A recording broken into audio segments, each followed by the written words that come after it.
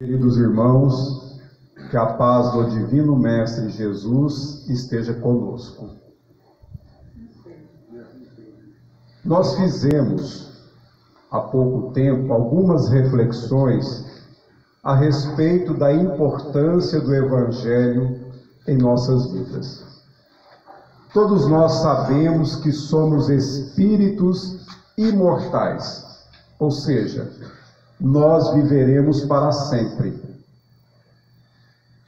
Nós, enquanto estudantes do Espiritismo, sabemos por que estamos aqui e para onde iremos após esta existência. Todos nós, chegaremos à perfeição. O que quer dizer? Por mais que nós façamos mau uso do livre-arbítrio, que é a liberdade de escolha, na busca da felicidade, que no nosso conceito, enquanto espíritos imperfeitos, é relativa, por mais que nós posterguemos, adiemos a realização espiritual a qual estamos destinados, nós não conseguiremos impedir que a lei do progresso atue em nossa existência de espíritos que viverão para sempre. Queiramos ou não, nós não conseguiremos impedir que Deus realize a sua vontade, que é a de que nós um dia sejamos espíritos felizes para todos sempre. A nossa destinação é a felicidade eterna. As nossas aflições, as nossas dores, as nossas angústias, as nossas dificuldades são efêmeras, transitórias, passageiras por algum tempo. E o nosso Senhor Jesus Cristo, Ele veio ao mundo para ensinar-nos como nós seremos os artífices, copartícipes, aqueles que colaboram com a própria perfeição através dos seus ensinamentos. É em Jesus Cristo que nós encontramos os recursos para que nós nos aprimoremos, para que ocorra esse acrisolamento de forma consciencial. Porque muitos irmãos nossos vivem como se fossem folhas secas ao sabor do vento. E as folhas secas ao sabor do vento, elas rolam por um lado, para o outro, caem no charco, na lama, no fogo, porque não tem vontade própria, e no caso do ser humano, aquele que ainda não despertou, porque se permite a predominância dos instintos inferiores, este age apenas para se manter no corpo físico, remunerando, saciando seus impulsos inferiores, tais como alimentação, manutenção do corpo físico, necessidades fisiológicas, reprodução da espécie, preocupado pura e exclusivamente com posses materiais, em detrimento, em prejuízo, em entendimento da sua evolução interior. Porque disse o Divino Mestre Jesus que o seu reino começa em nós, nos nossos corações. E todos nós somos convidados por Jesus para participarmos deste banquete celestial que foi preparado para nós antes mesmo que nós existíssemos. E quem é que não quer participar de um banquete com Jesus? Quem vai recusar um convite para participar desse banquete que Jesus preparou para nós? Em sã consciência, ninguém vai recusar, mas muitos de nós já recusamos no passado, com muitas desculpas, e aí existe um provérbio turco que eu gosto muito, porque é extremamente significativo, que diz assim: 3 coisas das quais o homem não consegue escapar: o olhar de Deus, o grito da consciência e o golpe da morte. O olhar de Deus, porque Deus é onipresente. Nas palavras do apóstolo Paulo, em Deus vivemos e nos movemos, porque Deus está em toda parte. Nós vemos Deus no brilho das estrelas, no sol, na terra, no mar, no ar, em toda parte. Principalmente, como disse Mahatma Gandhi, quem não busca Deus no semelhante, não o encontrou. Porque Deus está em nós e nós estamos em Deus. E esta verdade Jesus nos traz quando Ele, falando das dificuldades do ser humano, como estive fome e me alimentastes, tive sede e me destes de beber, estive preso e me visitastes. E aí os discípulos perguntaram: quando, Senhor, nós fizemos isso? Porque eles não se recordavam, até então a hora do Senhor não chegara. E Ele disse: aquele que fez a um destes pequeninos, foi a mim que o fizeste. Então, sempre que nós estendemos as nossas mãos fraternas àqueles que sofrem, é a Jesus que nós estamos servindo. E muitos irmãos nossos atenderam ao convite de Jesus para participar deste banquete celestial que Ele nos traz através do seu Evangelho. O evangelista Lucas, que não conheceu Jesus pessoalmente, ele era um médico, um homem extraordinário, virtuoso, tinha uma fé robusta e verdadeira, e ficou encantado ao saber que o Messias havia chegado ao mundo, trazendo a mensagem libertadora do Evangelho. E Lucas fez entrevista com muitos daqueles que conviveram com Jesus, e dentre eles a sua mãe, Maria de Nazaré. E Lucas anotou alguns ensinamentos de Jesus em seu Evangelho. E ele trouxe para nós da posteridade, para nós da cristandade, e mais, alguém pode dizer assim: mas só quem conhece o Evangelho de Jesus nas religiões cristãs vai participar do banquete? Não, meus irmãos, porque o Evangelho se manifesta também em outras religiões. O grande obstáculo está no dogmatismo religioso. O que vem a ser isto? As interpretações dos organizadores das religiões que não permitem que seus pensamentos sejam contestados, porque dogmas religiosos são crenças que não cabem que os outros discutam, se oponham, criam objeções. E oportunamente nós traremos aqui alguns estudos sobre a história das religiões.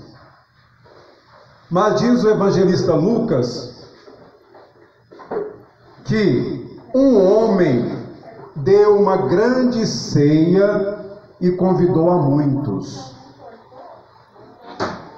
E à hora da ceia, enviou o seu servo para dizer aos convidados: vinde, porque tudo já está preparado.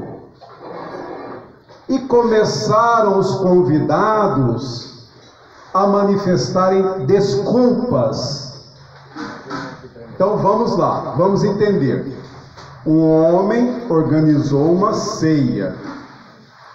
e enviou seus servos para convidar as pessoas para participarem da ceia. Mas, uma a uma, começou a manifestar desculpas.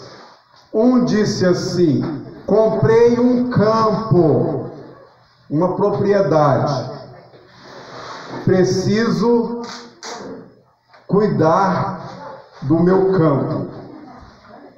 O outro disse que comprou bois e precisava cuidar dos bois. Então, um por um foi manifestando desculpas para não atender ao convite do Senhor para participar da ceia. Um disse: casei-me. Disse o outro ainda: e por isso não posso ir. O servo que foi convidar essas pessoas voltou até o Senhor e contou-lhe que aqueles convidados se desculparam e alegaram que não podiam participar do convite. O Senhor, que era o dono da casa, ficou irado e mandou o servo ir às ruas e becos da cidade e que trouxesse para a sua casa, para participar do banquete, os pobres, os aleijados, os cegos, os coxos. Disse o servo: Senhor, feito está o que ordenaste, e ainda há lugar. Então, depois que a casa ficou repleta de pessoas convidadas, ainda sobrou lugares. Sobraram lugares. Porque eram muitos lugares. Respondeu-lhe o Senhor: sai pelos caminhos e atalhos e obriga a todos a entrar, para que se encha minha casa, porque vos declaro que nenhum daqueles homens que foram convidados provará a minha ceia. Evangelho de Lucas, capítulo 14, versículos de 16 a 24. Olha que interessante esta parábola. Porque Jesus, ele sempre compara o reino dos céus a realizações de vida superior. Porque um banquete não é uma alegria participar de um banquete. Quando nós somos convidados para uma festa, nós não nos preparamos, nós não ficamos contando o dia para que possamos participar daquela festa. Então, neste banquete, que foi organizado pelo Senhor, que aqui representa para nós Deus já preparou para nós uma condição de felicidade. Ressalta-se que nós iremos construir através das muitas reencarnações. Então, meus amados, o servo enviado pelo Senhor é o nosso divino Mestre Jesus. E esse banquete oferecido representa o reino dos céus. E este reino dos céus, como ele se inicia em nosso espírito, é justamente nós atendermos o convite do Senhor para nos esforçarmos na vivência dos seus ensinamentos. E Jesus nos traz os instrumentos de que nós precisamos para que sejamos os construtores desta perfeição. Vamos a alguns exemplos que Jesus nos ensina. Jesus, como Senhor do planeta Terra, ele poderia escolher nascer no palácio mais rico do mundo. No entanto, qual foi a primeira lição que ele nos deu? Da humildade. Nasceu aonde? Na manjedoura. Jesus tornou-se criança. Ele não veio como acreditavam os judeus, como um guerreiro, empunhando uma espada, destruindo os inimigos, usando a violência. Não. Por isso que os judeus, aquele povo, o rejeitaram, porque eles esperavam outro Salvador, enquanto que Jesus veio para lançar os seus ensinamentos, as bases, para que um dia nós possamos viver no mundo de justiça, no mundo onde o que prevalece é o bem, no mundo onde os instintos inferiores já foram superados, no mundo onde a ovelha anda ao lado do leão, onde os predadores já não mais se alimentam daqueles que não têm a força para defender deles, onde nós não mais teremos notícias de violência, de doenças, onde todos nós teremos uns pelos outros a consideração de irmão, de irmã, o amor fraterno, justo e verdadeiro. Um mundo, meus irmãos, onde nós não teremos mais diferenças sociais, onde ninguém mais será escandalosamente rico, enquanto outros são escandalosamente pobres. Mas se no mundo onde o mais forte auxilia o mais fraco, onde aquele que muito tem não deixa o outro sem nada, onde ninguém explore quem quer que seja, o mundo que nós iremos viver em breve, sim, em breve, no calendário do tempo, é um mundo melhor, porque o nosso planeta vai sair desta condição de provações e expiações e alcançar o grau de planeta de regeneração, um planeta melhor. Ainda teremos doenças? Sim. Dificuldades? Claro. Vamos ter provações? Sem dúvida. Mas será um mundo melhor do que este, porque os espíritos que praticam o mal, os espíritos que usurpam as sociedades dos diversos países, as comunidades, os usurpadores, aqueles que utilizam do poder para praticar o mal, esses espíritos, tanto encarnados quanto desencarnados, serão exilados, serão retirados do planeta Terra, serão levados para mundos inferiores, e só ficarão aqui os espíritos, como disse o amado Mestre Jesus no Sermão da Montanha: bem-aventurados os pacientes, porque eles herdarão a terra. Então todos nós estamos sendo convidados para participarmos desse banquete, desta ceia que o Senhor já preparou para nós. E este convite veio através do Evangelho. Então vamos combater em nós o orgulho, o egoísmo, a vaidade, a ambição, a preguiça. Vamos fazer o melhor de nós onde quer que estejamos, porque todos nós somos importantes para Deus. Todos nós somos importantes para Deus.